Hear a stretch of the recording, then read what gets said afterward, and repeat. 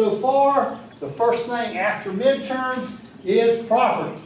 Now, in business law, you go into property in detail, talk about, sometimes I've taken business law classes to the courthouse to look up a piece of property, or brought a deed in to show a deed. What I want you to do in property is know the terminology, know the words, so that if I put in a fact in a test, if I put in a fact situation, you know, these people that form this company, partnership or corporation, need to buy land for a warehouse, that may be all I put, okay? But that's a hint that you need this is also a property issue. This is also a property issue. You know how that works. If I add an issue and then mentioned it in the fact situation, it's something that you put in the answer. Property is divided into two things: personal property and real property. Personal property is your watch, your car, your laptop, your ring. That's all personal property. If somebody breaks into your car and steals your purse and steals your laptop, steals your phone, when you call State Farm, when you call the insurance company, you tell them this is what's been stolen. And hopefully the insurance company pays you back for your personal property that's been stolen. And people have a hard time, students have a hard time understanding that personal property is more than just the ring on your finger. Between the two, real estate and personal property, business is more in personal property.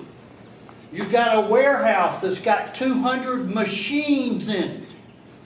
You've got a tower in downtown Atlanta that's got 500 people working in it, and every one of them have a laptop, every one of them has a desk, every one of them has a printer, every one of them has a phone, lamps, doorknobs, trophies, books. In business, you can have millions of dollars of personal property. Trucks. Think of UPS. How many trucks do you think UPS has? I don't know, but let's just say 1 million. Right? That's personal property. UPS is based in Atlanta, and around the country they have distribution points where a package comes in, goes on the conveyor belt, and then the package goes out, it's put on a truck. Okay, that's all personal property. Now, you have to have 3 things to have personal property: ownership, title, and possession. Just like in a contract, you have to have all 3. And there are lawsuits in books that would fill this building where they only have 2. They don't have all 3. Corporation A buys 1 million silicon chips to go in computers from Japan. And they're put in a container. And Corporation A pays Japan B the $1 million. When they pay the $1 million, they now own that chip. They have the ownership. They've paid the $1 million. Japan sends Corporation A bill of sale or receipt or a letter, something that says, we have received your money, you know, the chips are now yours.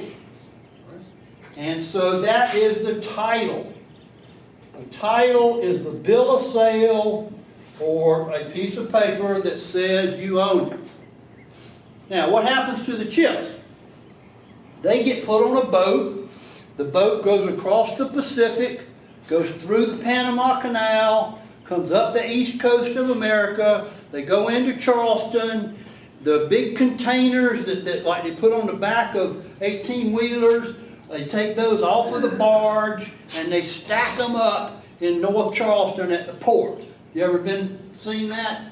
You ever been to Charleston? You see these things stacked up in any port in the world. I mean, hundreds of them. Every one of them has something in it.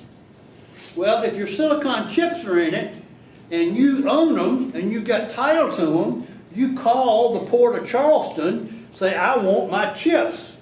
And the Port of Charleston says, well, you owe me rent for the container, and we don't have any truckers to drive to Newberry because America is short on truckers. You want a guaranteed job, quit and go drive a truck. Right? They're short on truckers. So they have ownership, they have title, but they do not have possession. Because they don't have all three, they do not own the chips. Even though they've paid for it, even though they've got a letter that said they've paid for it, if they don't have possession under the law of personal property, then they don't have ownership. They don't own it. They don't have it.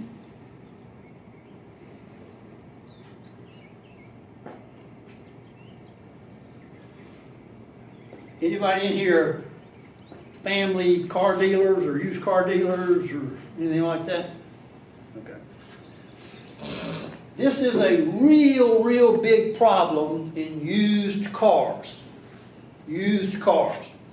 The used car dealer, you know, Leon's Used Cars parked on the side of the road, he goes to an auction. I go to an auction and I buy 15 cars. And they get put on one of those 18-wheelers, you know, that stack the cars on top of each other that you see coming down the interstate. And so those cars are driven to Leon's Used Car Lot. And I put them out in the parking lot. And somebody comes by and buys one of the cars and pays me for it. They have possession. They have ownership. And so they say, I need the title to this car. Well, the problem with auction houses and the problem with used car lots is they never have the titles. The car might be stolen. The car might be sold 10 times. The car might have been in a wreck and rebuilt, but nobody's ever got a title. So you have to take the car, you have to go down to the Department of Motor Vehicles and fill out a lost title form, and you got to jump through a couple of hoops in order to get title to the car that you bought. So in that situation, you've got two of the three. You got possession and ownership, but you don't have title. And that happens a lot in the automobile business. All right, any question about personal property? In business law, I make a bigger deal of it. I don't think I've ever tested on personal property in 101, but I might. You know, I mean, if I give you a sentence about somebody's trucks are missing, or, you know, that's a personal property issue. All right, real estate.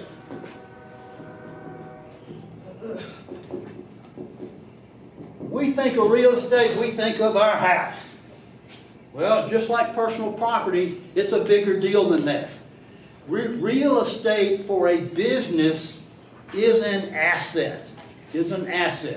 Profit equals revenue minus expenses. Okay, the real estate can be an expense, what you pay for it, what you lease it. So, in order to buy land, you are the grantor. O-R. Grantor sells to the grantee. Don't use seller and buyer. Use grantor or grantee. And the grantor sells to the grantee and a piece of paper called a deed. And even though it may show up on the internet, it is literally a real piece of paper. And that piece of paper is taken to the courthouse. You said the grantor sells the deed to the Grantor sells to the grantee.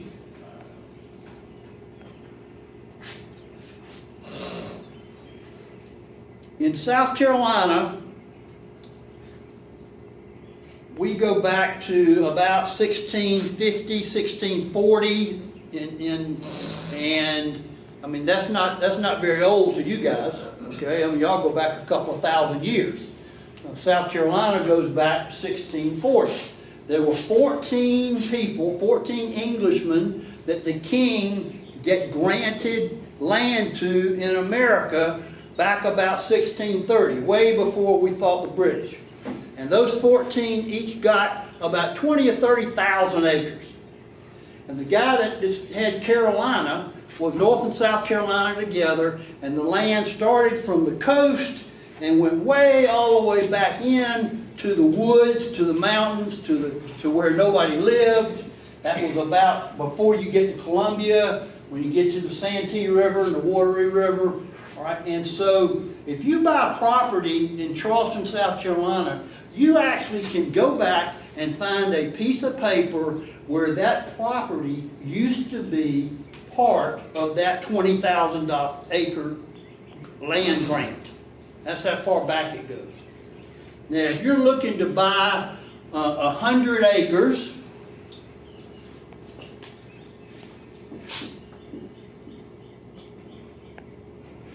if Joshua's boss tells him, I want you to go find me 100 acres in Newberry County. So Joshua goes walking through the woods, talking to real estate agents, driving around in the country until he finds 100 acres that would be good for a warehouse. So his boss calls a lawyer, and the lawyer has to look for 70 years. The lawyer goes to the courthouse and goes into the deeds, and he finds the address for that 100 acres. If you're lucky, it's never been sold for 70 years, and there's only going to be one deed. But let's say it's been sold 10 times. Well, you have to find that here it was sold in 2000, and here it was sold in 1980, and here it was sold in 1979. You have to look at every deed in the chain. And what you're looking for is on this deed, in the middle of that deed, is what's called a property description. And property description is exactly what it sounds like, but it is a legal term. It is the description of the property. Nowadays, we do it with GPS, okay? The GPS coordinates can tell you what the property is. But when I first got out of law school and I went to work for a lawyer, one of the first things young lawyers have to do is go search a deed to close a house at a subdivision.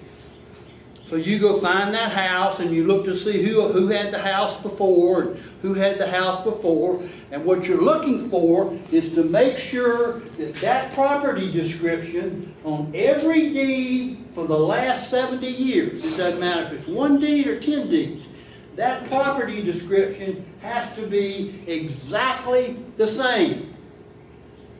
If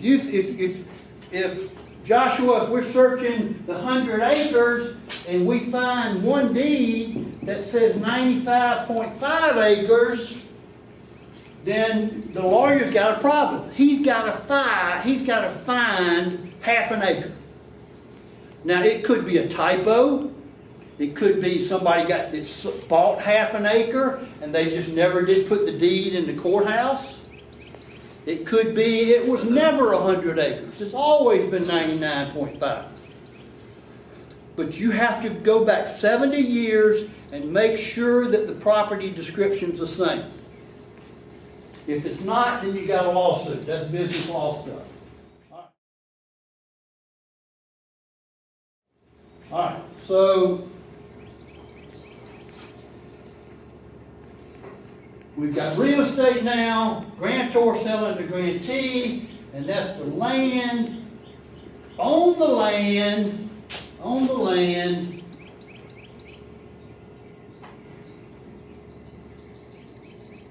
is a barn. Anything on the land that can't move is called a fixture. A fixture. A fixture becomes part of the land. So if you're buying 100 acres and there's a barn on it, that's just like if the barn was dirt. I mean, it's part of the land. That's called a fixture. Now, one of the problems in South Carolina is mobile homes that have wheels. If a mobile home has wheels, is it personal property or real property? Personal, just like a car. If you pull the mobile home off of the property, it's personal. If the mobile home is put up on blocks, what is it? It's a fixture. Okay, if they take the wheels off, put it on the land, it becomes a fixture. Now, can anybody be creative and tell me why that's important in South Carolina? How many people in here are from South Carolina? Not many. Okay, all right. Why is it important that mobile homes with wheels are personal property? Taxes. What kind of taxes? Property taxes. Property taxes. Good. If the mobile home has wheels on it, they do not pay property taxes. They pay the same taxes as you do on your car, which, is a couple of $100. The tax on your land may be $3,000. Now, what is property taxes used for in South Carolina? That's how we pay for our education. All right? That's why our schools suck. We got 1 million people living in mobile homes with wheels. They can have 10 kids living in that mobile home that go to school free. Okay? There's no property taxes on the mobile home. I'm not being funny. This is a serious business. I mean, there are counties where there are way more mobile homes than there are houses. And if those mobile homes are personal property, they're not paying property taxes, which means the school district is getting less money than they otherwise should be. That's not for your test. That's just general interest.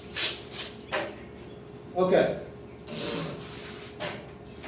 Now, we get our 100 acres and we build a warehouse on it. And the warehouse is making computer parts, and they're proprietary. They don't want anybody to steal them. It's a brand new part, and so they want to protect them. So they put a fence all the way around the 100 acres. And oh my goodness, one day an old lady shows up and says, "That's my house behind your land, and you have covered up my driveway." There's an old dirt road, about 10 yards wide, on that left-hand side, that was the driveway to get to her house. Now, the property description probably said an easement along the east side of the property consisting of a 10-yard wide dirt road. That needs to be in the property description. And if somebody has read the property description and didn't catch that easement, well, Joshua's fired, okay? Because now we got an old lady that lives back here, and either the company has to buy her out, buy her house out, or they have to move the fence so she can get to her house.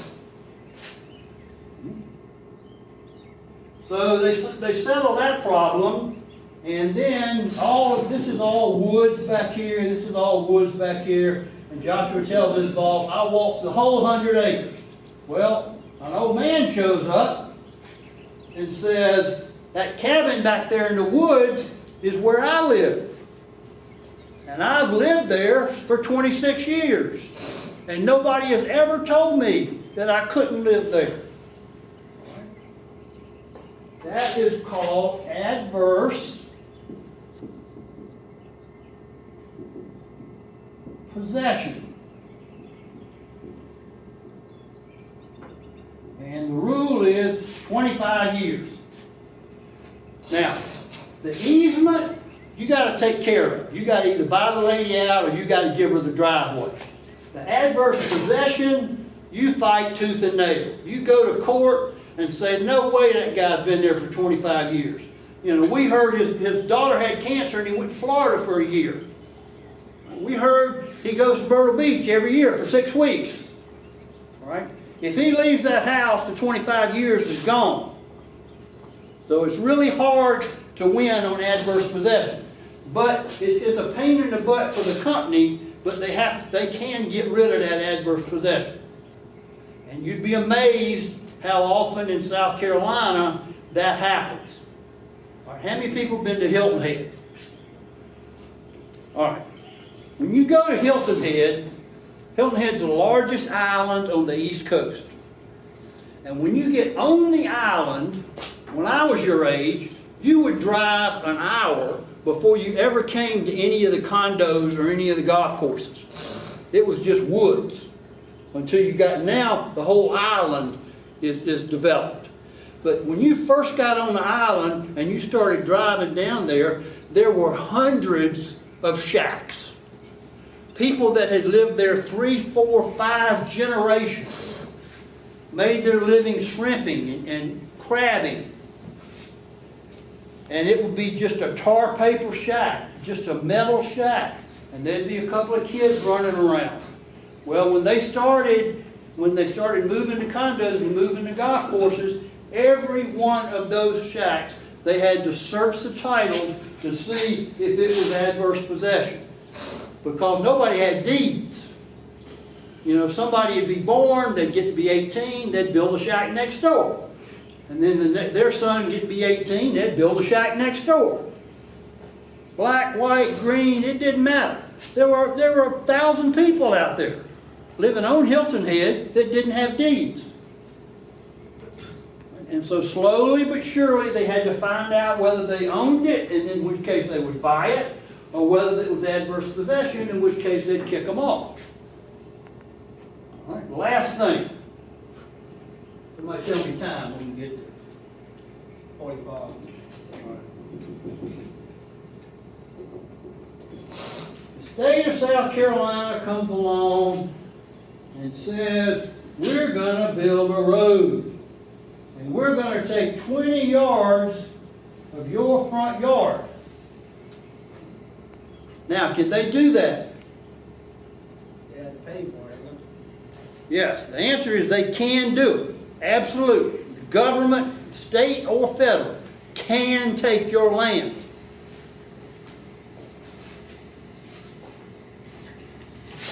Like a communist country. Huh? Like a communist country. Well, here's the difference.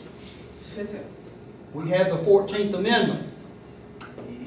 The 14th Amendment says the government can take your land if they pay you just compensation. Just does not mean like just money. Just means like justice. So they come along and say, we're going to take your land, and you know, under the 14th Amendment, we'll pay you for it. We offer you $50,000. All right? And Joshua's boss says, heck with that. You know, we paid $1 million for the 100 acres, so we're not, 50,000 not enough. We want 250,000. And the state of South Carolina says, well, we paid 50,000 for that piece, and we paid 50,000 for that piece, and that's what we're going to pay you for yours. You go to court. It's a lawsuit. It's a simple little lawsuit. Okay, if nobody's hurt, nobody's in a car wreck, no contract's broken, it's not a $50 million lawsuit. It's just a simple little lawsuit where you go to court with a jury, and the state of South Carolina puts up its real estate specialist that says we pay $50K here and we pay $50K there, and then the property owner puts up some real estate appraisers that they hire and says we think it's worth $250, we think it's worth $250, and the jury, I mean, the whole thing takes less than a day. And the jury goes back in the jury room, and whatever the jury says, that's what Joshua's boss gets, okay? The jury might come back for $50,000. They might come back for $250,000. Usually, what do you think happens? They go with the bigger number? Huh? They go with the bigger number? No, usually they split the difference. You know, you got 12 people back there, they're not going to spend an hour talking about, you know, they're going to split the difference so they can go home and eat supper with their family. But it's up to the jury. So if they split the difference, then that's what you get, which in this case is a lot of money.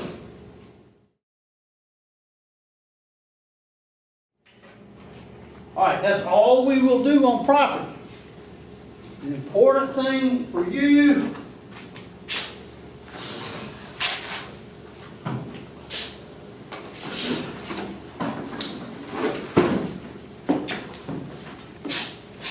need to know ownership, title, possession.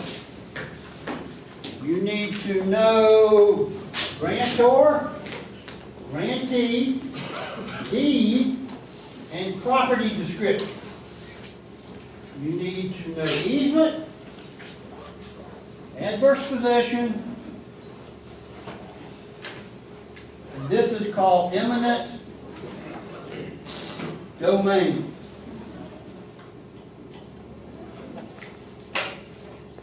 Eminent domain. And fixture.